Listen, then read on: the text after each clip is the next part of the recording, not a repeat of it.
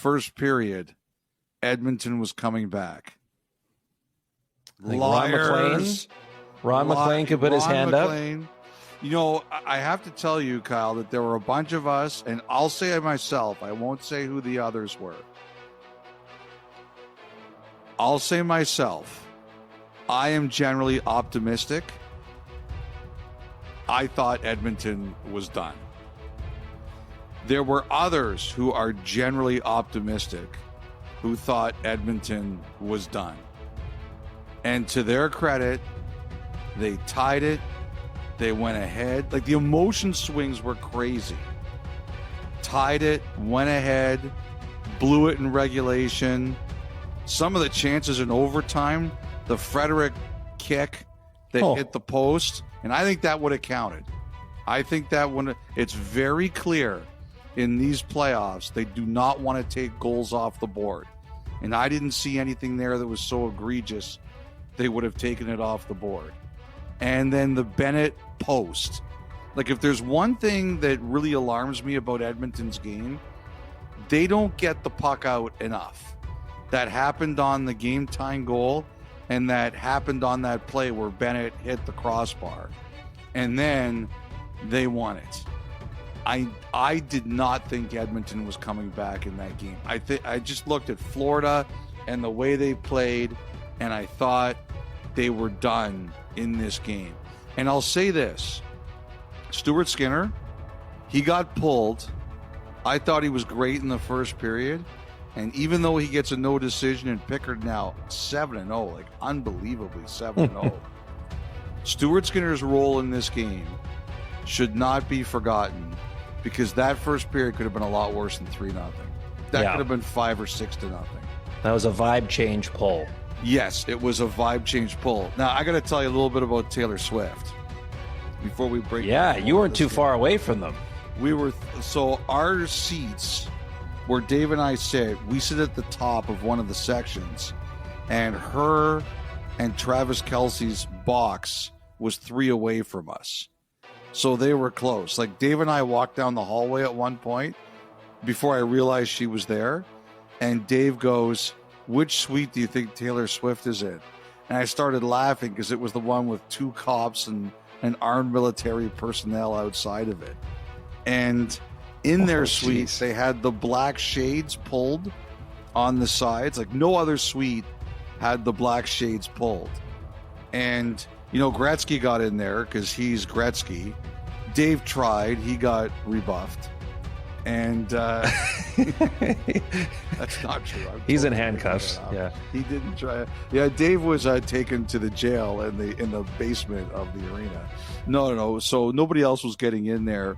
But the funniest thing was, there was a guy leaning forward who was a big guy with a beard, and I thought it was Kelsey.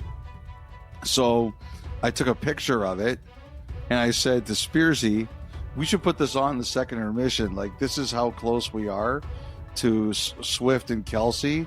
And there's a picture of Kelsey, and Spearsy's like, "Okay." And then he gets on the intercom to me like a couple minutes later. He goes, "You are an idiot." And I said, "Why?" He goes, "That's not Travis Kelce." So the guy I took a picture of was wearing a black hat and I think a white shirt. And Kelsey, I think, was wearing a white hat and a red shirt or something like that. He goes, "You can't just send me a picture in the middle of the game when I'm doing like 19 things at once and say, 'Oh, it's Kelsey, put it on air.'" He said, basically, the other people were paying more attention than he was. And they're like, "That's not Travis Kelce." So oh my gosh. So we came pretty close to putting a picture of this guy on the air and me saying, "Yeah, here's how close I am," and you can see Travis Kelce. So thank you to the other people in the control room who were paying attention. Yes. I realized that wasn't him. But everyone in there that had more journalistic instincts than Elliot. Which is everybody. But like, it was a great building. Like, that was a great, like, we talk about how great the Edmonton crowds are, and they are great. This was a really good crowd for this Florida game. Like, they were invested. They were really invested. The euphoria of the first period, the shock of the collapse of the second, the even bigger shock when Wallman scored to put them ahead, the pride of Armour Heights, the euphoria again when they tied it, the close chances in overtime, the up and down. Like, it's a true heavyweight fight. Punch, counter punch, both teams. And then the shock that Edmonton actually won the game. Like, those fans could not believe they lost. We talked about how momentum doesn't have to go from game to game. So Edmonton proved it. They got clobbered in game 3, and they were, by all intents and purposes, out at the first intermission of game 4, and they won. And Florida, as stunning as this was to witness, they're a mature, composed team. They will put this behind them, and they will be ready for game 5. This is the last game of the series where there will only be one off day between games.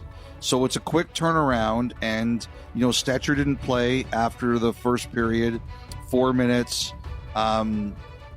Edmonton was going short, but that's what you do at this time of year. The one thing I did want to say was, I believe it was Jake Wallman who pointed out that Corey Perry spoke up in the first intermission. I heard it was, I don't know if it was exactly the same as McDavid post game 2 last year in the final, but I heard it was pretty close. It was like, it was one of those, what the bleep are we doing out there speeches. I heard it was very calm before the overtime. It was kind of like along the lines of, hey, if we would have thought we would have been in this position after the first period, we gladly would have taken it, kind of thing. So I think they were calm. But like I said, I don't think it was on McDavid level of game 2, but I heard Perry was, in only the way Corey Perry can, not far off as angry as McDavid when we saw him last year in the Amazon dock. Well, they dug in from that point on, that's for sure. I lost count of the amount of Craig Simpson oh mans as that game wore on. That's how wild game 4 was in Florida. Epic. It's been an epic series, 3 out of 4 in overtime, 1 stinker of a game, and it's just fantastic hockey. No sweeps this year in the playoffs. We already knew that. No sweeps. 7 series that will end in 5 games, and now we're either going to get 5 6s and 3 7s, or 4 and 4. That's the way we're gonna finish up.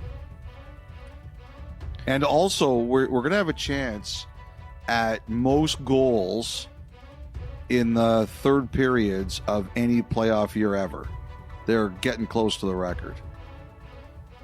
There's been some incredible finishes all playoff long, and the exclamation point has been 3 of the 4 games in this Stanley Cup final here. So the Calvin Pickard, Stuart Skinner dynamic, it was almost symbolic, during warm-up when Pickard comes over to Skinner's defense with Vanacek in his space there during warm-ups.